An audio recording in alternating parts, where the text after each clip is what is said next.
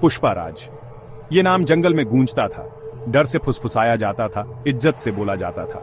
लेकिन आज नाम पे एक सवालिया निशान था। क्यों गिरफ्तार? जंगल की सांसें थम गई, किसी की हिम्मत नहीं हुई कुछ बोलने की। पुष्पा ने छोटे से शुरुआत की थी, एक मामूली इंसान, लेकिन आंखों में जुनून था।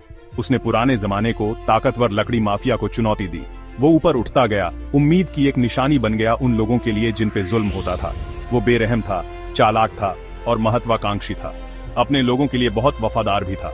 वो उसे पुष्पा अन्ना कहते थे, अपना बड़ा भाई। वो एक आदमी से बढ़कर हो गया था। वो एक कहानी अचानक हुआ। पुलिस की एक लहर पुष्पा के गढ़ पर टूट पड़ी। जीपों की दहाड़ पेड़ों से गूंजी, सायरन ने शांति को चकनाचूर कर दिया। पुष्पा बिना तैयारी के विरोध नहीं किया। वो शांति से सीना ताने इंतजार कर रहे अफसरों की तरफ चला। उसकी खामोशी बहुत कुछ कह रही थी। जंगल दंग रह गया जब उनके राजा को ले जाया गया। अफवाहें जंगल की आग की तरह फैल गईं। कुछ ने कहा कि पुष्पा ने अपने ही आदमियों को धोखा दिया।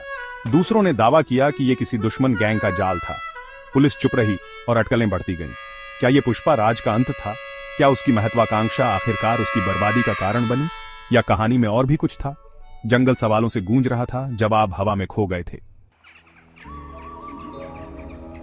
एक बात जोर पकड़ रही थी, एक ऐसी बात जिससे सबसे बहादुर की भी रूह कांप जाती थी।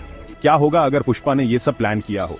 क्या होगा अगर उसकी गिरफ्तारी एक बहुत बड़े खेल का एक सोचा समझा कदम हो? यह सोच डरावनी थी, फिर भी रोमांचक थी। क्या पुष्पा सबको बेवकूफ बना रहा था? क्या यह उसके असली मकसद तक पहुंचने का एक और कदम था? जंगल की सांसें थम गईं। इंतजार। देखो, खेल अभी खत्म नहीं